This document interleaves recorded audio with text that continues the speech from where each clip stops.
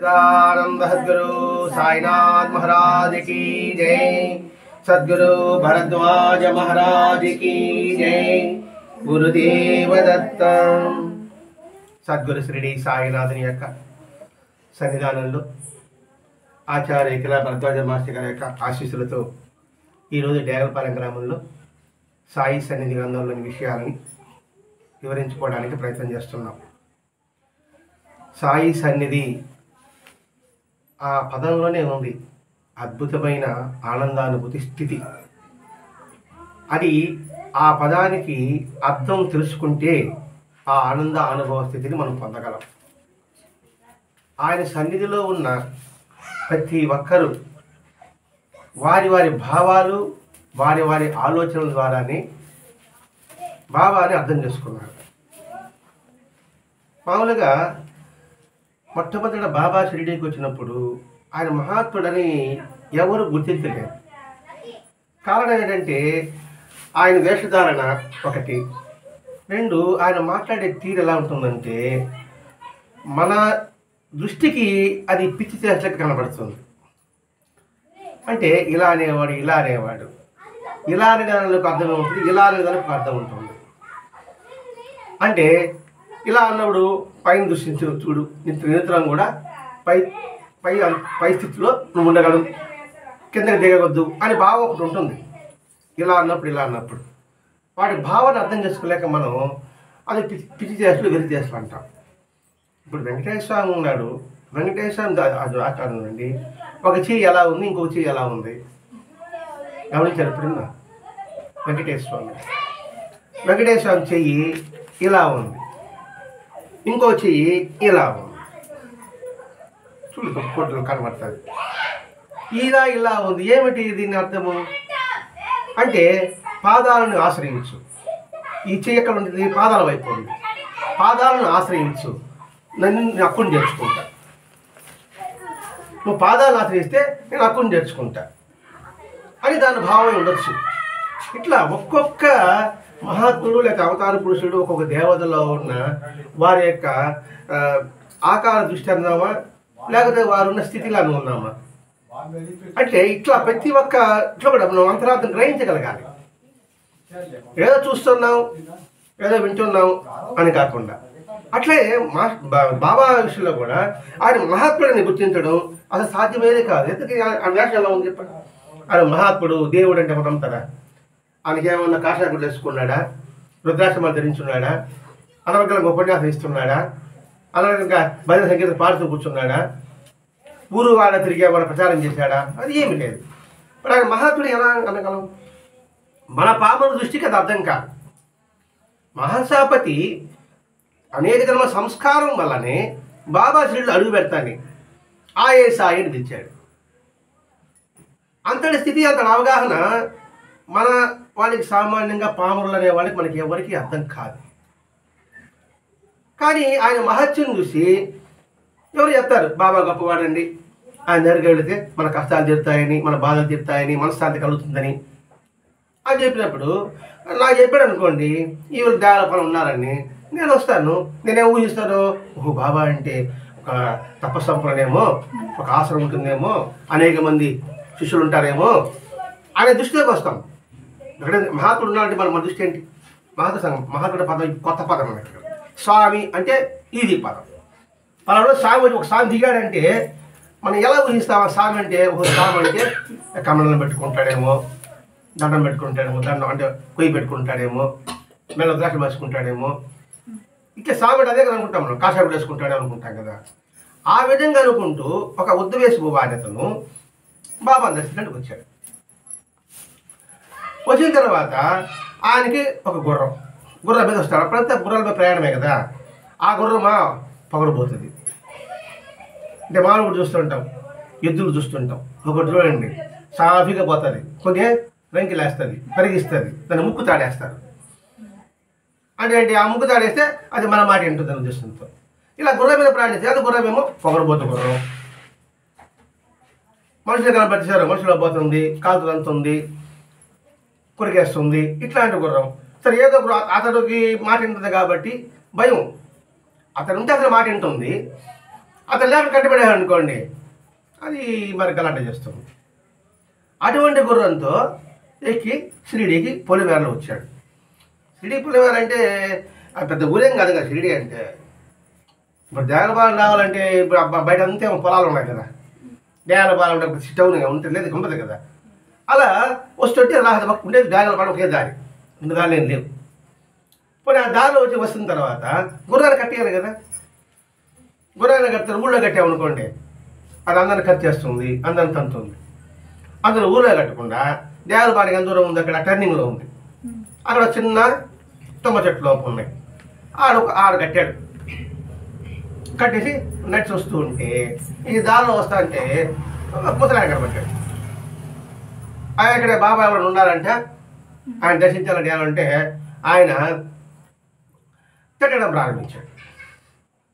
నేను మర్యాదగా అడిగాను, ముసలాయన స్వామి మనకి ఎలా ఉంటాడు ఎక్కడ అడిగాను. ఆయన తిట్టాడు. తిట్టేటప్పటికి ఏదైతే తిట్టామని చెప్పేసి మన దానికి వస్తాను. ఆ టర్నింగ్లో బంకు దగ్గర ఒక ముసలా ఉంది, ఇడ్లీలు అమ్ముకుంటా కదా. ఆమె అడిగాడు. అడిగితే నువ్వు ఒక ఆయన అడిగానండి, ఆయన మా తిట్టాడు వచ్చాడు అంటే, సరే బాబా అంటే ఎలా ఉంటాడు అని అడిగాడు. బాబాయ్ ఉండి ఎలా ఉంటాడు అమ్మగా అని చెప్పింది ఏముందండి, ఒక అంగి వేసుకుంటాడు, తల గుడ్డ కట్టుకుంటాడు, చిన్న సటగా పెట్టుకొని ఉంటాడు. ఈయనే మనం చూసింది, ఈయనే మన సామాన్ చెప్పింది. మరి ఆయన ఎక్కడ ఉంటాడు, ఒక్కోసారి సీడ్లో ఉంటాడు, సమస్యలో కూర్చుంటాడు, లేదా తిరగతా ఉంటాడు, ఒక దగ్గర అంటూ ఉన్నాడు. అని చెప్పేటప్పటికి ఈ ఉదయం బాబా నేరుగా మసీదుకి వచ్చాడు. మసీదుకి వస్తే అది మసీదులో లేడు. ఎందుకు చెప్పాడుగా, మసీదులో కాసేపు ఉంటాడు, తిరుగుతూ ఉంటాడు. అప్పట్లో అంతే కదా. 1850లో ప్రకటమయ్యాడు. దాదాపు 1900 వరకు ఆయన మహాత్ముడు ఎవరు గుర్తించలేదు. దామోదర్ రాస్నేకి బిడ్డలు లేకపోతే సంతానం కలిగిన తర్వాతనే ఆయన బాగా ప్రకటమయ్యాడు. అంటే 19వ సంవత్సరం నుంచే, అంటే 18 ఏళ్లే బాబా యొక్క మహత్యం బయటపడింది. ఇంకా 1908 నుంచే ఎక్కువ అయింది. అంటే 10 సంవత్సరాలే బాబా దేవుడు, మహాత్ముడు, సద్గురువు అనే భావం అందరిలో ఏర్పడింది. అప్పటి వరకు ఆయన పట్టించుకునే ఎవరు, కొద్దిమంది మహాసాపతి, కాశీరామ్ చింపే, బాయాజీ, అన్నం పెడుతుంది ఆమె, అట్లా వాళ్ళే గుర్తుపెట్టారు. కానీ మిగతా ఎవరు ఊళ్ళకి గుర్తుపట్టలేరు. ఏదో వచ్చాడు, పిల్లవాడికి వచ్చాడు, ఏదో తిరుగుతున్నాడు, ఆయన పాటిగా ఉంటున్నాడు అనే భావనే ఉండింది. ఆయన లీల ప్రకటమైంది. భూమి సమాధి భూమిలో వెబ్సైట్గా చూపితే 5 దీపాలు కనపడడం, అట్లా కొద్దివే. ఎక్కువ ప్రాణం ఎలా ఉంటుంది, నాకు బిడ్డ లేరు, అప్పుడు వచ్చారనుకో బిడ్డ కలిసి అబ్బా ఆయన బిడ్డండి, బిడ్డ కలిగారండి అనేటప్పటికి అలా అలా పాకిపోతుంది. నేను కష్టంలో ఉన్నానండి, అప్పులో ఉన్నానండి, నాకు ఇబ్బందికరంగా ఉంది అంటే అతీతి పడిపోయి కంప అంటే ప్రచారం ఎక్కువైపోయింది అనమాట. అంటే మనం బాహ్యమైన లీలనే అనుసరిస్తుంటాం. అట్లా ఈయన చెప్పడానికి వచ్చాడు, మసీదులో కానీ లేడు. సరే కొంచెం వెయిట్ చేశాడు కూర్చున్నాడు, రాలా.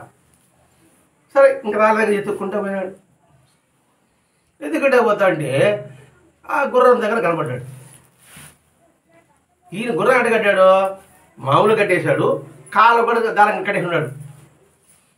అంటే ఏడ పరిగెత్త వెనక దారం తెచ్చుకుని ఏడ పరిగెస్తా అనేసి అక్కడికి వెళ్తానే ఆడ చూస్తానే కుడి చేతేమో గుర్రం నోట్లేదు పెడతా ఉన్నాడు, ఎడం చేతో మొక్కని ఇటు అంటూ ఉంటాడు, ఇటు అంటుంటాడు. భయపడిపోయాడు, కొరికేసి అరస్తా ఉన్నాడు. వచ్చే తంతయ్యా కొరికేస్తా అంటున్నాడు. ఏం పడిచోకడు బాబా నోట్లేదు పెడుతూనే ఉన్నాడు, ముఖాన్ని తలుచుకుంటూనే ఉన్నాడు. దగ్గరకు వచ్చిన తర్వాత ఆశ్చర్యం విషయంది, ఈయనే సాయినాథుడు. అంటే మహాత్ముల యొక్క స్పర్శ తగలగానే ఎంతటి పొగరబోతు గుర్రమైనా ప్రశాంతత పొందలేరా. అంటే మహాత్ముల యొక్క స్పర్శ తగలగానే ఆ పొగరబోతు గుర్రం పాములు సాదాసీదా శాంతంగా అయింది. అంటే దీన్ని బట్టి మనం ఏంటి, ఆయన మహాత్ముడు బాబా గొప్పవాడు కాబట్టి, ఆయన మహత్వం కాబట్టి, ఆయన దివ్యశక్తి కాబట్టి ఆ గుర్రం మాటినింది అని అనుకుంటాం మనం. పొగరబోతే గుర్రం అనే మన మనసు కూడా గుర్రంలాగా పరిగిస్తుంది. కోరికలే గుర్రాలైతే అన్న పదవిని ఉంటాం మనం. కోరికల గుర్రాలైతే ఏమవుతుంది దానికి అదుపు ఆనుపు ఉండదు. అది కళ్ళు వేస్తే దాని అదుపులోకి వస్తుంది. అదండి నిలకడలేని మన మనస్సు, కోరికలతో పరిగెత్తే మన మనస్సు మహాత్మ సాన్నిధ్యంలో అది సాధింపబడుతుంది. వెంటనే అన్నది నేను వస్తున్నానండి, మహాత్మకు వస్తున్నాను, నా బలహీనతలు పోవడం లేదే, నా ఆలోచనలేమో సరిగా ఉండడం లేదే అని అనుకుంటుంటాం. మళ్ళీ మనం నేను ఇంతకాలం పూజిస్తున్నామని నాకు వ్యతిరేక ఆలోచనలు వస్తున్నాయే అని అనుకుంటుంటాం. ఒక పాత్రలో మసిపోవాలంటే ఒకసారి రుచి ఎలా పోతుంది? ఇప్పుడు కరెంటు పోయింది, ఇక్కడ చీకటిగా ఉంది, ఒక లైట్ వెలుతురు ఎలా వస్తుంది? అనేక లైట్లు వేసాం మనం. ఇప్పుడు ఆ లైట్ అయినప్పటికీ వెలుతురు ఉంది, అది కొద్దిగా ఉంది. ఇంకా ఎక్కువ లైట్లు వచ్చారనుకోండి ఇంకా ఎక్కువ వెలుగుగా ఉంటుంది. అట్లాగే ఎక్కువ సాన్నిధ్యంలో, ఆ మహత్వ సాన్నిధ్యంలో మనం మానసికంగా శారీరకంగా ఆ నిజంలో ఉండగలిగితే మన మార్పు వస్తుంది. అలా కాకుండా నేను 4 రోజులు వెళ్ళానండి, నేను 10 రోజులు వెళ్ళానండి, నాకు మార్పు రాలేదు, నేను అడిగింది నెరవేరడం లేదు అంటే మొట్టమొదటి అవగాహన ఉండదు. మన సంస్కారం ఎంత దుస్సంస్కారం అనండి, లేకపోతే మంచి సంస్కారం అనండి. ఎందుకంటే బాబా సన్నిధిలో ఉన్నవాడు కూడా బాబా పిలిస్తేనే, అబ్దుల్ బాబాని సమాధి బాబా సరిగ్గా వదిలిపెట్టాడు. ఇప్పుడు తర్వాత వస్తానే బాగున్నాడు, ముచ్చుంటే ఏం చెప్పుండేవాడు. మరి అటువంటి షిరిడీ సాయినాథ్ సన్నిధిలో చివరి దశలో బాబా పిలిస్తే రాలేకపోయాడంటే ఇంక మన పరిస్థితి ఎలా ఉంటుంది? ఇట్లా మనం చేసుకుంటూ ఉండాలండి, ఆలోచించుకుంటూ ఉండాలి. కాబట్టి ఆడు పొగరబోతు గుర్రము, మన పొగరబోతు మన మనస్సు, పరిగెత్తే మన మనస్సు మహాత్ముల సాన్నిధ్యంలో ఉంటే శాంతింపబడుతుంది. ఎప్పటి వరకు? మహాత్ముల సన్నిధిలో ఉన్నంత వరకు శాంతింపబడుతుంది. మళ్ళీ అక్కడికి వదలతానే మళ్ళీ మనం మామూలుగా అయిపోతాం. మనం అది దీని భావై ఉండొచ్చు. అంతైన తర్వాత ఇద్దరు కలిసి మసీదుకి వచ్చారు. ఎవరు? ఈ ఉద్దేశ బాబా. ఇద్దరు మసీదుకి వచ్చిన తర్వాత వెంటనే ఇతడు అడుగుతున్నాడు, ఎవరు ఉద్దేశం? అయితే మహాత్ముడని అర్థమైపోయింది. ఎందుకంటే పొగరబోతు కూడా సాధ్యం పడిందంటే ఆయన దివ్య మహత్వం కలిగి ఉండాలి అనే భావనతో ఆయన చేశాడంటే, నేను నా మోక్ష గురువు ఎలా దర్శించగలను? వెంటనే మోక్షానికి వెళ్ళిపోయాడు. ఎవరు? ఈ ఉద్దేశ అంటే ఏంటి? అతనిలో పూర్వజన సంస్కారం, ఉత్తమ సంస్కారం మేలుకొని కాబోలు. నాకు మోక్ష గురువుని నేను ఎప్పుడు పొందగలను, ఎప్పుడు దర్శించగలను? ఇక్కడ మోక్ష గురువు, ఇక్కడ ముక్తి మోక్షము అంటే ఒకటి మనం బాధపడే. ముక్తి అంటే సంతృప్తి, మోక్షం అంటే పరమానందము, బ్రహ్మానందము. ఇది మనం గుర్తుపెట్టుకోవాలి ఇక్కడ. ఎందుకంటే సంతృప్తిని అనుకోండి, వాడు వచ్చినా ఏమి తనకడు, హాయిగా ఉంటాడు. ముక్తి అంటే ఏమిటి? ప్రశాంతంగా ఉండడమే కదా. ముక్తి అంటే ప్రశాంతంగా ఉండడం. ఆ ప్రశాంతంగా ఉండడం అంటే సంతృప్తిగా ఉండడం, ప్రశాంతంగా ఉంటాడు. అసంతృప్తి ఉంటే అల్లకల్లోలంగా ఉంటాడు. ఇక్కడ ఇతడు నా మోక్ష గురువుని ఎలా నేను ఎప్పుడు దర్శిస్తాను అంటే, నాకు పరమానందం, ఆనందం ఇచ్చే గురువు ఎప్పుడు ఎక్కడ ఉంటాడు, నేను ఎక్కడ చూడగలను అని మొట్టమొదటి అడుగుతున్నాడు ఇక్కడ. వెంటనే బాబా అన్నాడు, నీకు ఆ తర్వాత తెలుస్తుందిలే. నువ్వు నన్ను అడుగుతున్నావేంటి? నేను కేవలం పిచ్చి పక్కిరిని. చూడు, ఎక్కడ బాబా కూడా మహాత్ముడు అనే భావన బాబాకి ఎక్కడ కనపడడం లేదు. అంటే ఇక్కడ నా మోక్షంలో అంటే నీకు తర్వాత తెలుస్తుందిలే. మన పకీర్ని కదా, నన్ను అడుగుతావేంటి నువ్వు? నన్ను పిచ్చివాడికి నేను అని అంటున్నాడు ఇక్కడ. వెంటనే ఆయన అన్నాడు, నీకు 5 సంవత్సరాల తర్వాత ఇది తెలుస్తుంది, నీకు 5 సంవత్సరాల తర్వాత తెలుస్తుంది అన్నాడు. అంటే నాకు మోక్ష గురువు కావాలంటే 5 సంవత్సరాలు తెలుస్తుంది, అంటే పరమానందం అప్పుడు తెలుస్తుంది అని చెప్పిన తర్వాత నువ్వు ఈరోజు ఉపవసించాలి, మర్చిపోవాక అన్నాడు. బాబా అంటే ఉపవాసం అని చెప్పింది ఈ ఒక్క భక్తుడికే కాదు. బాబా ఎక్కడ కూడా ఉపవాసం ఉండమని ఎవరికి చెప్పినట్టు మనకి సందర్భాలు ఎక్కడ కనిపించడం లేదు. ఇక్కడ నువ్వు ఉపవసించాలి మర్చిపోబోక అన్నాడు. మనం ఒక్కొక్క పదానికి అర్థం చేసుకుంటూ రావాలి. మొట్టమొదటి ఏమన్నాడు, నాకు మోక్షం ఎప్పుడు దర్శిస్తారన్నాడు. నువ్వు కొంతసేపు 5 సంవత్సరాలు ఆగు అన్నాడు. నేను పిచ్చి బకెట్ కదా నన్ను అడతాడు ఏమిటి అన్నాడు. అయిన తర్వాత నువ్వు ఈరోజు ఉపవాసం ఉండాలి, మనకు మర్చిపోబాక అన్నాడు. అంటే సాధనలో తొందరపాటు పనికిరాదు, మనం వేచి ఉండవలసిందే. ఎదురు చూస్తున్నాం అనుకోండి ఆందోళన ఉంటుంది. ఎదురు చూడడానికి వేచి చూడడానికి చాలా తేడా ఉంటుంది. రెండు ఒకటే అనుకుంటున్నారా? ఎదురు చూడడం, ఎప్పుడెప్పుడు వస్తాడా, ఎప్పుడు వస్తుందా అనేసి. వేచి ఉండడం, వచ్చేటప్పుడు వస్తుంది అంతే, వస్తే తీసుకుంటాం. అర్థమవుతుంటారు. దానికి ఉదాహరణగా మనం ప్రయాణం అయ్యాం, రైల్వే స్టేషన్కి వెళ్ళాం. వెళ్ళిన తర్వాత రాత్రి 9 గంటలకు ఒక ట్రైన్ ఉంది. అక్కడికి వెళ్ళగానే 3 గంటలు లేట్ అన్నాడు. 9 + 3 12, అంటే 12 గంటలకు వస్తుంది ఆ ట్రైన్. నా బోర్డు కాడ ఏం చేశాడు, సెల్ ఫోన్ పెట్టుకున్నాడు. ఇక్కడ చూసుకుంటూ కూర్చున్నాడు. బండి ఎక్కడుందా. ఇప్పుడు కదా. అంతకుముందు అయితే సార్ బండి ఎక్కడుంది అని అడిగేవాడు అప్పట్లో. ఇప్పుడు అడిగే పని లేకుండా ఇది బాగా బండి చూసుకోవడం, ఆ బండి ఏ స్టేషన్ వస్తుంది చూసుకుంటూ కూర్చున్నాడు. అంటే పేర్కొన్నారు కదా. మీ బోర్డు కూడా ఏం చేశారంటే 3 గంటలు లేట్ అని చెప్పారు కదా, హ్యాపీగా 2:45 అంటే 11:45 అలారం పెట్టుకుని పడిపోయినాడు. హ్యాపీగా ఇప్పుడు నిద్రపోయినాడు. 12 గంటలు ట్రైన్ వచ్చింది. వచ్చిన తర్వాత వీడి వేరుగానే ఉన్నాడు కదా. ఇట ట్రైన్ రిజర్వేషన్ లే, ట్రైన్ కిక్కరిసి ఉంది. సరే అని ఇద్దరు ఎక్కారు. నిద్రపోయినవాడేమో హ్యాపీగా పేర్కొంటాడు. ఇంకా నిద్రలో ఏం చేస్తాడా, కాలు పెట్టి స్థలం లాగలిపోయా. ఇక్కడ తోగరం ఇంటి నిలబడు, పెద్ద పెద్ద ఎదురు చూస్తే ఎటువంటి బాధలు, వేచి ఉంటే ఎటువంటి ఆనందం. అది చెప్తున్నాడు, నువ్వు వేచి చూడు, 5 సంవత్సరాలు వేచి చూడు. మళ్ళీ చెప్పాడు, నువ్వు ఉపవసించాలి, మర్చిపోబాక అన్నాడు. ఉపవసించాలంటే అన్నం తినకుండా ఉండడం కాదు, ఉపవాసము నిరంతరము దగ్గరగా నీ నివాసాన్ని ఉంచుకో. అంటే ఏంటి, శారీరకంగా కాదు, హృదయపూర్వకంగా మానసికంగా నీ మనసుని భగవంతు సన్నిధిలో ఉంచు, మర్చిపోబాక.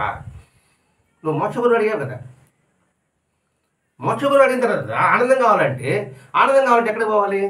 ఆనందం ఉండే దగ్గరికి పోవాలి. నాకు దాహం వేస్తుందంటే దాహం ఉంటే ఎక్కడ పోవాలి? మనం బావి దగ్గరికి పోవాలి, చెరువు దగ్గరికి పోవాలి. అదే చెరువు మన దగ్గరికి వస్తుందా, బావి మన దగ్గరికి వస్తుందా?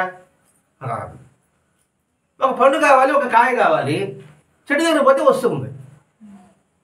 అట్లాగే నువ్వు భగవంతు దగ్గరగా నువ్వు ఉండు, దీన్ని మాత్రం మర్చిపోబాకు. అంటే ఏంటి, మానసికంగా ఎప్పుడూ భగవంతు చెంతన ఉంటే నీకు మోక్షగురు 5 సంవత్సరాలు వస్తుంది. అలా ఉంటే నీకు 5 సంవత్సరాలు వస్తుంది. అలా కాకపోతే 5 పక్కన నిలుసు ఉండాలి అనేది. అది చెప్పడం మర్చిపోబాకు అని గుర్తు చేస్తున్నాడు ఇక్కడ. మరి మానసికంగా భగవంతు సన్నిధిలో మనం ఉండడానికి బలరాజ మహర్షి గారు మనకి ఒక సత్సంగం ఇచ్చాడు, పారాయణ ఇచ్చాడు, సద్గోష్ఠి ఇచ్చాడు. అంటే మనం చదువుకుని మనం చర్చించుకోవడం, వివరించుకోవడం, ఒకరికొకరి చెప్పుకోవడం. అప్పుడు అదొక మార్గం. నాకు చదువు రాదండి, మేము వివరించుకోలేము, మరి మా పరిస్థితి ఎట్టా? మేము నిరంతరము బాబా సన్నిధిలో ఉండాలి, అంటే భగవంతు సన్నిధిలో ఉండాలి అని చెప్పారు. ఇదే భగవద్గీత ఒక మాట అంటాడు, నువ్వు చేసే ప్రతి పనిలో కూడా నేను ఉన్నాను. మనం ఏ పని చేస్తే అది ఆయనలో, ఆ పని ఆయనది, ఆ పనిలో ఆయన ఉన్నాడు. అంటే మనం చేసే ప్రతి పని కూడా ఇది నాకు భగవంతుడు ఇచ్చిన పని అని భావించామనుకోండి, ఉపవాసమే ఆయన సన్నిధిలో ఉన్నట్టే. ఇదే మాట గొలగమూడి వెంకయ్య స్వామిని ఒకరు అడిగారంట. స్వామి అంటే ఇంకా అవసాన దశలో ఉన్నాడు స్వామి. 1982 ఆగస్టు 24 ఆయన శరీరం వదిలిపెట్టింది. అంటే జూన్ జూలై 2000 అనుకోండి. స్వామి మీరు ఎట్లా అయిపోతున్నారు, మీరు పోతే మేము ఏమేమి పనులు చేయాలని అడిగారు. ఇప్పుడు ఒకడేమో భిక్షానికి పోతాడు, ఒకడేమో కట్టెలు తెస్తాడు, ఇంకోటి ఒకరు చిమ్మతాడు, ఒక నీళ్ళు ఇచ్చి పెడతారు, ఒకరు స్నానం చేయిస్తారు. ఇట్లా ఒకరొక పని ఉంది. స్వామి మీరు శరీరం వదిలిపెట్టేసి మేము ఏ పని చేయమంటారు అడిగాడు. అలాగేమాట ఇప్పుడు మీరు ఏ పని చేస్తున్నారు, ఆ పనిలో నేనున్నా. చూడండి ఎంత సులభంగా వెంకటేశ్వర చెప్తున్నాడు. నువ్వు ఏ పని చేస్తావు ఆ పని నేను ఉన్నా. కాబట్టి ఇప్పుడు ఏ పని చేస్తున్నారో ఆ పని చేయండి. కాబట్టి నేను చదువులేకపోతున్నాను, నాకు చదువు రాదు, నా పుస్తకాలు చదివేకి సమయం లేదు, నేను గుడికి వెళ్ళలేకపోతున్నాను, ఏ ఇబ్బంది లేదు. మనం చేసే ప్రతి పని కూడా ఆయన ఇచ్చిన పని. ఆ నిరంతరం భావించామనుకోండి, అది ఉపవాసము. అది కానీ మర్చిపోబాకు అని గుర్తు చేశాడు. ఎవరికి? ఆయనకే, మనందరికీ. అది మనందరికీ వర్తించుకోవాలి. ఇక్కడ ఒక మహాత్ముడు ఒకరికి సందేశం ఇచ్చారంటే ఆ సందేశాన్ని మనందరం తీసుకోవాలి. క్లాసెస్ స్కూల్కి వెళ్తాము, లెక్కేసి మీకు చెప్పాడు అనుకోండి, టీచర్ మీకు చెప్పింది అనుకోండి, మీ ఒకరికైనా ఆ క్లాస్ వీళ్ళకి వస్తుంటారా? అట్లా అన్వయించుకోవాలి. ఒక బాబా విషయంలో కాదు, ఏ విషయంలో భగవంతుని విషయంలో కూడా అది వాళ్ళకి సంబంధించింది, వీళ్ళకి సంబంధించి అనుకోకూడదు. అది మనకు కూడా సంబంధించింది అనే భావనని మనం ఇక్కడ ఉంచుకోవడానికి ఈ లీల ఇది చెప్పుకుంటున్నాం ఇక్కడ. ఇట్లా అంతే అలా మసీదు వచ్చిన తర్వాత వెంటనే ఒకడు వచ్చి ఏదో కొబ్బరికాయ కొట్టాడు. ఆ కొబ్బరికాయ చెప్పని ఈయనకి ఇచ్చాడు. ఎవరికి? వద్దు వేసి బాబా.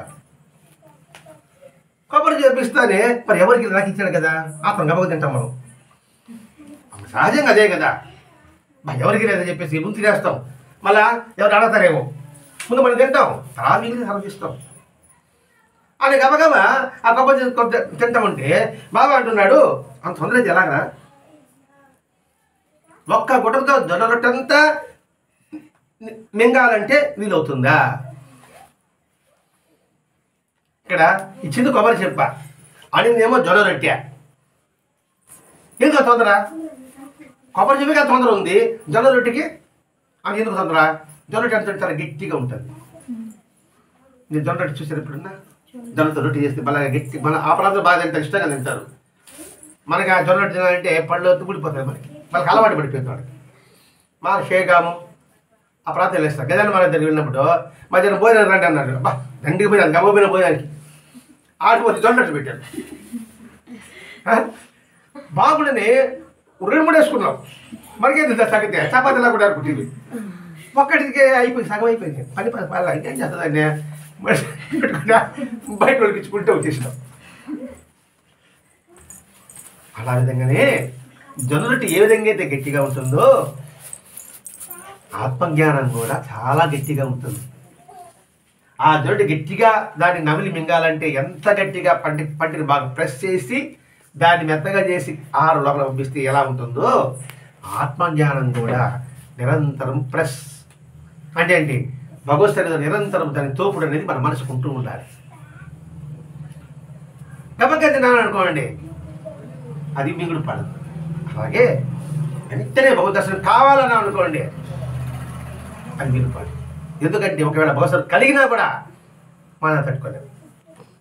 జొన్న రొట్టెని గబగబా తిని మింగేసామనుకోండి, లోపల జీర్ణం కాదు, అట్లగా లోపల ఉండిపోతుంది, కడుపు ఉండిపోతుంది. వెంటనే మాత్రం వేసుకోవాలి, పరిగెత్తాలి చెరువు దగ్గరికి. అర్థమని భావిస్తున్నా. అదే ఆధ్యాత్మ్యాలు మొట్టమొదటి దర్శనం కలిగింది అనుకోమా, ఉప్పి తగ్గిపోతాం. నా బుద్ధ మహాప్రభు అంటాం. ఇంకోసారి జొన్న రొట్టె పెడితే దాన్ని చూస్తుంటాం. అలాగే ఆత్మీయ అంటే చక్కని ఇప్పుడు ఎన్ని లైట్లు, 3 లైట్లు ఉన్నాయి ఇక్కడ, మనం ప్రసాదం చూసుకుంటున్నాము. ఇక్కడ 100 లైట్లు వేసారనుకోండి, మనం చూడగలుగుతాం, అక్కడ పక్కన చూసుకొస్తాం. కానీ ఫోకస్ కట్టుతుంది. ఇప్పుడు సెల్ ఫోన్ వేస్తే నా కంటికి తెలియదు కదా, నేను చదవగలిగానా? అట్లానే ఆత్మజ్ఞానం పొందాలనుకోండి, భగవద్ దర్శనం అయింది అనుకోండి, మనం తట్టుకోలేము. అసలు దర్శించలేము, అసలు తెలుసుకోలేము కూడా. తులసీదాస్ అని ఒక ఆయన అన్నాడు, హనుమాన్ చాలీసా రాస్తున్నాడు, ఆయన బాగా రామభక్తుడు. ఆయన వెంటనే రామ అంటే ఆంజనేయుడు కనబడ్డాడు, రామ అంటే ఆంజనేయుడు కనబడతాడు. నాకు రాముడు దర్శనం ఇప్పించా అన్నాడు హనుమంతుడిని. అలాగే ఇప్పిస్తానయ్యా, నువ్వు తెల్ల నైవేద్యం పెడతాడు, సమయానికి వస్తారు వాడు అన్నాడు. సరే గబగబా నైవేద్యం చేసి పెట్టాడు. ఇద్దరు చిన్నపిల్లలు వచ్చారు, ఇద్దరు పిల్లలు డింగ్ డింగ్ డింగ్ అంటే తాత తాత తాత అంటాడు. ఉండ రాముడు వస్తాడు, వాడి పెట్టి నీ పెడతా ఉంటాడు. వాళ్ళ ఏడస్తాయి చూడారు. 12 అయింది, 1 గంట అయింది, 2 అయింది, ఎవరు రారా? వెంటనే హనుమంతుడు ఏం సరాలంటే వచ్చినాడు ఎవరు? రామలక్ష్మణుడు కదా అన్నాడు. వచ్చిన రామలక్ష్మణుడు అడిగి నువ్వు పెట్టలేదా? అది అందుకని జొన్నరొట్టి ఏ విధంగా మింగలేము, భగవంతు దర్శనమైతే కూడా మనం వాళ్ళు దర్శించలేము, తెలుసుకోలేము కూడా. అందుకని ఈ బాధని మనకి తప్పించడం కోసంగా బాబా ఏం చేశాడంటే, ఒరే నువ్వు కుక్కకి పెట్టినా, పిల్లికి పెట్టినా, ఇంగూరు పెట్టినా నాకే చూద్దని చెప్పించాడు. మనకు ఆ బాధలే అంటే ఏ రూపంలో అయినా భగవంతుడు స్వీకరిస్తాడు అని బాబా చెప్పాడు కదండి. కుక్కకి పెట్టా నాకు పెట్టా అన్నాడు, బిచ్చగాడికి పావలేసి నాకు వేసిన అన్నాడు, పిల్లవాడికి పెట్టా నాకు పెట్టా అన్నాడు. అప్పుడు ఇక్కడ కూర్చి ఎవరైనా అడిగారు అనుకోండి, మనం టక్కన పెట్టేస్తాం, మనం ఇందుకు అలవాటు పడిపోయినాం. అందుకని బాబాను మనం పూజించాలండి. ఎందుకు బాబాని ఆరాధించాలంటే సులభమైన సాధన విధానాన్ని, ఇప్పుడు తులసీదాసు తెలుసుకోవాలని విధానాన్ని మన ఈ బాబా అందిస్తున్నాడు. అన్ని జీవులు నేను ఉన్నాడని చెప్పినప్పుడు ఇంక అన్ని జీవులు బాబా ఉన్నాడు, అన్ని జీవులు భగవంతుడు ఉన్నాడు, అన్ని జీవులు రాముడు ఉన్నాడు, అన్ని జీవులు కృష్ణుడు ఉన్నాడు. అందుకు సాయి సాంప్రదాయాన్ని మనకి ఎందుకు గౌరవించాలంటే ఎందుకు గౌరవించాలి, ఎందుకు బాబాను ఆరాధించాలని ఎందుకు ఆరాధించాలి. ఇక్కడ మనం ఎక్కడా కూడా తడబాడడానికి అవకాశం ఉండదు, పొరపాటు పడడానికి అవకాశం రాదు. అది బాబాలో గొప్పతనం. మరి ఆ గొప్పతనం వెలుగు తీసినప్పుడు భరద్వాజ మహర్షి గారు. ఆయనకి ఎన్ని జన్మలలో ఎంత చేసినా ఆయనకు రుణం తీర్చుకోలేము. అటువంటి విధానం చూడండి. ఒక బుక్కలో జల్లొట్టి తెల్లే ఉంటే ఒక బుక్క అనేది మెత్తగా చేస్తాడు బాబా ఇక్కడ. ఏది మన ఆ సాంప్రదాయాలంతా కూడా, ఆచారాలన్నీ కూడా, వ్యవహారాలన్నీ కూడా చాలా సులభంగా మెత్తగా చేస్తున్నాడు. జొన్న రొట్టి లావుగా ఉంది, చపాతీ కొంచెం లావు తగ్గింది, పుల్క అయితే మెత్తగా ఉంటుంది కదా. పుల్కాలు తిన్నాం కదా, ఎట్టుంటుంది, పల్సగా ఉంటుంది. ఒక పుల్కా వద్దు నాకు, నాది పెట్టంటాం. అట్లా బాగా ఆచార్యుడిని చాలా పల్సగా తీశాడు అనమాట. ఆ చల్లగా పలసగా వచ్చేటప్పటికి బాబా సన్నిధిలో ఇంకెసేపు ఉందామా, ఆయన చదువుకుందామా, ఆయన దగ్గరికి ఇప్పుడు వెళ్దామా, ఇట్లా అనిపిస్తుంది అనమాట. అంత అయిన తర్వాత 5 సంవత్సరాలు ఆగు చూద్దాం, ఏ జొన్నరొట్టి తింటానే మరి 5 సంవత్సరాలు ఆగు చూద్దాం అని చెప్పి, మంచిది నువ్వు వెళ్ళి రావచ్చు, అర్థమైపోయింది వెళ్ళి రావచ్చు అన్నాడు. సరిగ్గా 5 సంవత్సరాల తర్వాత అతడికి ఆత్మజ్ఞానం ఉందంటే దేవుడు కనపడాడు కాడు. పిచ్చోడా, అంతట్లో భగవంతుడు ఉన్నారా, అది ఆత్మజ్ఞానం అంటే అని అర్థమైంది. ఎందుకు 5 సంవత్సరాలు గొడుగు పెట్టాడు?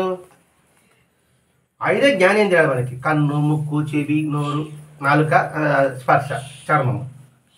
ఈ 5 కూడా భగవంతుడు అయితే నీకు ఆత్మసాక్షాత్కారం అవుతుంది.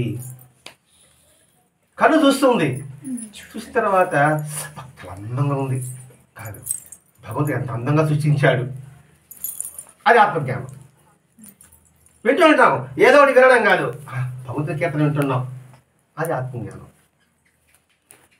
ఇట్లా ప్రతి ఒక్కటి కూడా ఈ 5 ఇంద్రియాలని జ్ఞానేంద్రియాలుగా మార్చుకుంటే ఆత్మజ్ఞానం. ఇది ఇంద్రియాలే, కర్మేంద్రియాలు ఉన్నది జ్ఞానేంద్రియాలు అంటున్నాం. మామూలు ఇంద్రియ జ్ఞానవేంద్రులుగా మనం మార్చుకోగలిగితే నీకు ఆత్మజ్ఞానం వస్తుంది.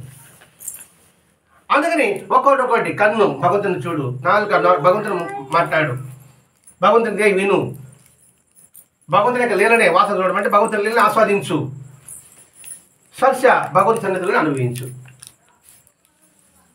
ఈ 5 భగవంతు పరంగా చేసావు అనుకోండి, నీకు ఆత్మజ్ఞానం వస్తుంది. ఆత్మ అంటే నువ్వు నోటి ఎరుకని కలుగుతుంది, జ్ఞానం కలుగుతుంది. అందుకని 5 సంవత్సరాలు వేచి ఉన్నాడు ఇక్కడ.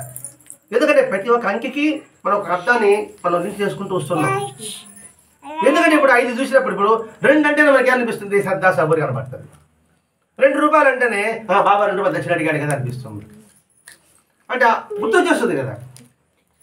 5 సంవత్సరాలు ఆగి చూద్దాం అన్నాడు అంటే 5 సంవత్సరాలకి దీన్ని తర్ఫీదు ఇవ్వడం, కంటిని, ముక్కుని, చెవిని, నాలుకని, చర్మాన్ని అలా ఇస్తూ ఉన్నాం అనుకోండి, తప్పకుండా జ్ఞానం కలుగుతుంది. అలా కాబట్టి ఒక్కసారిగా జ్ఞానం కలుగుతుందంటే ఎలా కలుగుతుంది? మన సంచలనమైనది గుర్రంతో పోల్చాడు ఫస్ట్. ఆ గుర్రం ఎడాపెడ అందులో కురుగుతుంది, మనం కూడా ఎడాపెడ ఇతరులని మాట్లాడుతూ ఉంటాం.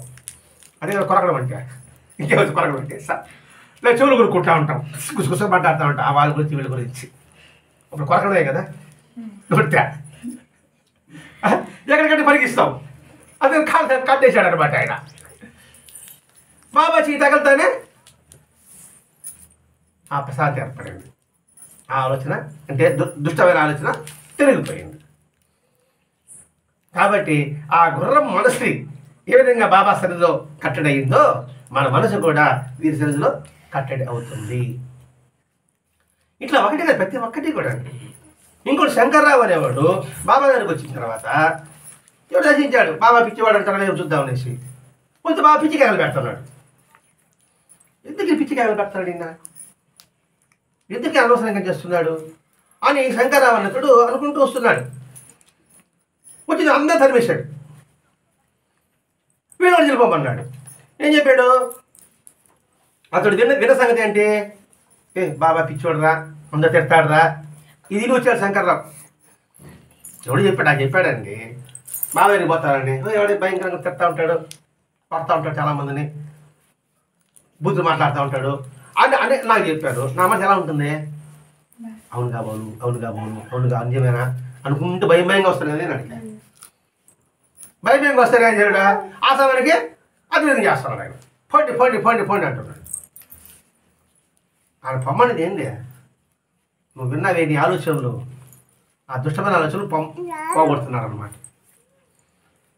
అందరూ వెళ్ళిపోయిన తర్వాత ఈ శంకర్రావు ఇది స్నేహితులు మాత్రం అంతా కనిపించాడు. ఏంటి అంతవరకు వీడిని ఇక్కడ భయంకరంగా విన్నాడు కదా, ఆ భావాలన్నీ పోబో అన్నాడు. అది వెళ్ళిపోయింది లోపల మనుషుల భావాలు. బాబా వెళ్ళిపోతానే బాబా వీళ్ళిద్దరిని దర్శించాడు. అది అని కోపాడు. మహాత్ముడు మన కోపడ్డాడంటే మనలో ఉన్న దుష్టమైన ఆలోచన మీద కోపం, మన మీద కోపం ఉండదు. మనం తిట్టారు వాళ్ళు, మన ఆలోచన తిట్టారు, పంపించాడు మనిషి. అది మనకు అర్థం కాక మన తరిమేశ్వరుడు కావాలి, మన తరిమేశ్వరుడు కావాలనుకుంటున్నాం. ఇదే అనంతసాగర్ దగ్గర నాగయ్య తాత గారు ఉన్నారు. ఆయన మామూలుగా పామర ఆలోచన పిలవనుకోండి ఎత్తుకుంటాడు, రాయి కొట్టి పరిగిస్తాడు. అంతే, అది ఊరి అవసరం ఉన్నది. అనంతసాగర్ చెరువు గడ్డ దగ్గర ఉంటాడు ఆయన. మామూలుగా బాబా భక్తిలో పోయినా అనుకోండి ప్రేమగా ఆదరిస్తాడు. ఆయన అన్నం వండి కూడా పెడతాడు సార్. అంటే ఇక్కడ ఆలోచనలకి మన మనసులో ఆలోచనలు బట్టే వాళ్ళ యొక్క మాట తీరు ఉంటుంది. ఈ స్వయంగా అనంతసాగర్ తాతగారు చూసిన దర్శనం అందరూ అది ఇదే మాట చెప్తారు. మనకేదో మాస్టర్ గారు పుణ్యం అంట, ఏదో బాబాని మనం ఆశ్రయించడం వల్ల మనం అక్కడికి వెళ్తానే మనకి స్టాంప్ కనబడుతుంది ఇక్కడ ముఖం మీద. ఏమని? సాయి మాస్టర్ స్టాంప్ ఉంటుంది ఇక్కడ. ఆ స్టాంప్ చూస్తేనే ఆ మహాత్ముడు శాంతిస్తాడు. ఎవరైనా వీళ్ళు వాళ్ళ సంబంధించిన ఉన్నారు వీళ్ళు, కాబట్టి వీళ్ళు మన తిట్టకూడదు కొట్టకూడదు అనేసి. ఎందుకంటే శాసనసభకు కనబడుతుంది కదా రబ్బర్ స్టాంప్, అంటే రాష్ట్ర బస్ స్టాంప్ మాది ఉంటుంది సాయి మాస్టర్ స్టాంప్. అందుకని వాళ్ళు తిడుతున్నారు, కదురుకుంటున్నారంటే మనలో దుష్టభావాన్ని కదురుకుంటున్నారు, మనలో దుష్టభావాన్ని పాల్గొతున్నారు అన్నమాట. అంతే తర్వాత మట్టి ఇతనికి అప్పటికి సందేహం తీరలే. ఇంకా నేను సత్పురుషుడు అయితే ఎందుకు ఇలా మాట్లాడుతున్నాడు, అలా మన సందేహమే. అది సందేహం అయిన తర్వాత కూడా సరే అయినప్పటికీ కూడా చూద్దాం అని ఎంతో ఓర్పుతో దర్శించడం ప్రారంభించాడు. చూడండి, తెలుసుకోవాలి తపన ఉంది. పిచ్చోడని వాళ్ళు మానుకోవాలి దర్శనానికి. చూద్దాం ఎందుకు తిట్టాడు తెలుసుకోవాలి కదా ముందు. అందుకే ఎవరు ఏమన్నప్పటికీ కూడా ఎందుకు అని తెలుసుకోవాలి. ఒక మాట నేను మీరు అనేసారు సార్ అంటేనే ఎందుకన్నాడు కృష్ణయ్య గారు అది కోపం చేసుకొని వెళ్ళిపోవడమా, లేదా దగ్గరకు వచ్చి కృష్ణయ్య గారు ఎందుకన్నారని అడగడమా? అనకపోయినా పక్క నుండి గమనించాలనుకోండి, నన్ను అన్నాడు వాళ్ళు అనలేదంటే కారణం ఏంటి? నేను పొరపాటు చేశాను, అందుకని కృష్ణయ్య గారు నన్ను అన్నాడు. అర్థం ఇలా తెలార్థమవుతుంది, లేకపోతే మేమిద్దరం అభిప్రాయం వస్తుంది. ఇది మనం ఆలోచించుకోవచ్చు. ఎందుకంటే శంకర్రావు మొట్టమొదట బాబా గురించి చెడుగా విన్నాడు, మళ్ళా వచ్చాడు. వచ్చిన తర్వాత దర్శనం ప్రేమగా మనం ఆదరించాడు బాబా. అయినప్పటికీ కూడా నా పట్ల ఆదరించాడు, మిగతా పట్ల ఎందుకు ప్రవర్తిస్తున్నాడు అది తెలియాలి కదా ముందా. ఇప్పుడు ఆదరించాడు సరిపోయింది, మిగతా ఎందుకు తిడుతున్నాడు అని సహనంతో విశ్వాసంతో ఆయన దర్శనం ప్రారంభించాడు. ఆ దర్శించగా తర్వాత అర్థమైంది, ఓహో ఈ బాహ్యంగా మనుషులంగా తిట్టేది ఈయన వాళ్ళ యొక్క ఆలోచన తిట్టున్నాడు, ఏమని చెడు ఆలోచన తిడుతున్నాడు, లేకపోతే వాళ్ళ దుష్టగ్రహాలని తరిమి కొడుతున్నాడు. అని అప్పటికి అతనికి అర్థమైంది. అంటే ఎన్నో లేవలు చూస్తుంటాడు కదా బాబాయ్ వచ్చిన వాళ్ళకి, అతను చెప్తాడు. ఆయన ఏమన్నా చెడ్డవాళ్ళు చెప్తాడు. స్కూల్లో అల్లరి చేసేవాడిని మా టీచర్ కొడుతుందా, కాము ఉండేవాడిని కొడుతుందా? అలాగే మహాత్ములు కూడా అంతే. ఎవరైతే లోపల దుష్టమైన ఆలోచన ఉంటుంది వాళ్ళని తరుము కొడతాడు. తరుము కొట్టాడండి, అనే దేవుడు అండి, అనే మహాత్ముడు అండి, అనే అవధూతండి అనేవారు కూడా ఉన్నారు. మరి ఎందుకు జరుగుతున్నాడా? వాళ్ళ తరం లేదు, నన్ను ఎందుకు జరుగుతున్నాడు అంటే నాలోనే ఏదో లోపం ఉంది అని మనం గుర్తించాం, తెలుసుకోం, దానికోసం ప్రయత్నం కూడా చేయము. ఈ శంకరరావు ప్రయత్నం చేశాడు. దాని సంగతి ఏదో చూసుకుందామనే సంగతి. ఈ వీళ్ళ ఇప్పటివరకు జరిగిన విషయం అంటే ఏంటి? జొన్న రొట్టె ఒక గుడ్డకతో ఏ విధంగా అయితే మింగలేమో, ఆత్మజ్ఞానం పొందాలన్నా మనం తెలుసుకోవాలన్నా కూడా సరే ఒక్కసారిగా అది మనకి అవగాహన చేసుకోలేం. ఇది ఈరోజు మనకి ఈ శంకర్రావు ఈ ఉద్వేష భావ ద్వారా మనకి మాస్టర్ గారు అందించారు.